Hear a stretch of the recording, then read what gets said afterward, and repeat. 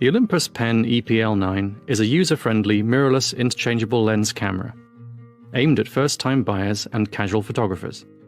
Available in black, brown and white color options, it's kitted with a compact 14 to 42mm power zoom lens, and is also fully compatible with Olympus's wide range of micro four thirds zoom and prime lenses.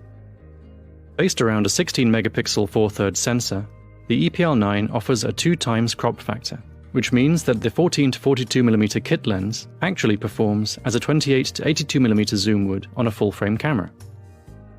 Despite its small size, it packs in an impressive feature set, including built-in 3-axis image stabilization, 121-point contrast detection autofocus, a tilting touch-sensitive rear screen, and a pop-up flash. We're big fans of Olympus's range of creative art filters, and the E-PL9 includes 16 filter effects, including a new instant film simulation mode. As well as colorful still images, the E-PL9 also offers 4K video capture at up to 30p. Designed to be small and easy to use, the E-PL9 isn't as advanced as other models in Olympus's micro four thirds camera lineup, but its portability, wireless connectivity features, and reasonable price are major selling points. For more information on the Olympus E-PL9, visit dpreview.com. The EOS R10 is Canon's entry-level APS-C camera built around the mirrorless RF mount system. Pairing the R10 with Canon's Camera Connect app offers a range of tools for wireless control, review, and transferring images and video.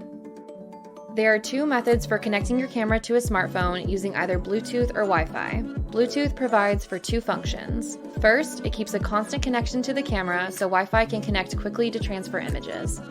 Second, it can act as a Bluetooth remote to capture images as well as start and stop recording a video.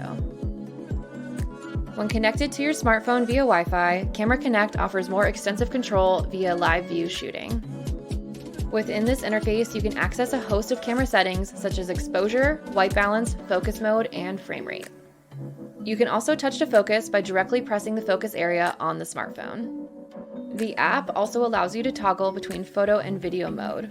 Transferring images and video is easy using Camera Connect. When selected, they can be saved directly to your smartphone's camera roll and then uploaded to the platform of your choice.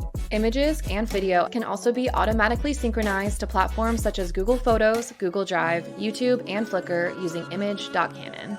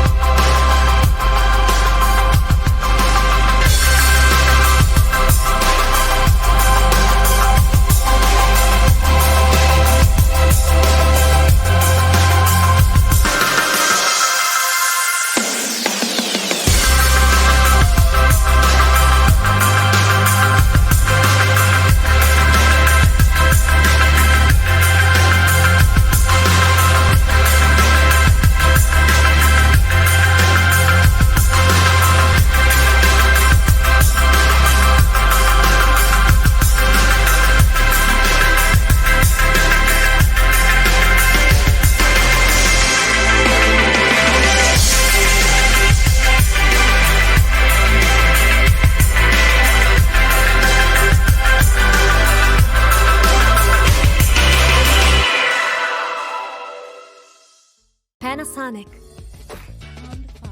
Here's what you need to know to get started with the Fujifilm X-T2. In the box, you'll find the camera, a battery, a charger, camera strap, and documentation. We'll walk you through setup and recommend some accessories that will help you get the most out of this camera. Once you've done the basics to get your camera ready to go, let's dive in.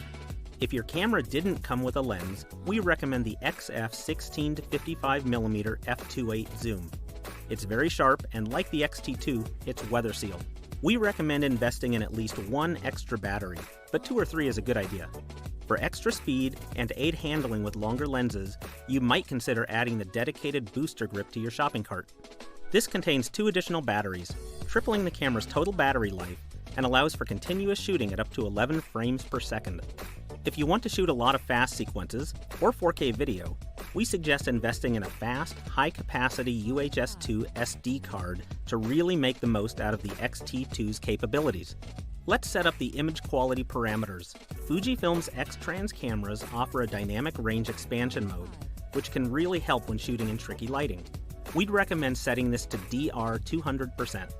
Normally in high-end cameras, we'd recommend sticking to RAW mode, but the X-T2 produces very good JPEGs. So for everyday use, you might not need to shoot in the larger RAW file format. One benefit of sticking to JPEG is the X-T2's range of JPEG-only film simulation modes. These emulate the look of several classic film emulsions and can be used in both stills and video modes. It's worth spending some time setting up the X-T2's autofocus system. There are a lot of options, but Fujifilm has introduced several AF setting sets to make it easier to find the best settings for the kind of photography you want to do. The X-T2 is capable of capturing great-looking video at up to 4K resolution at 30p.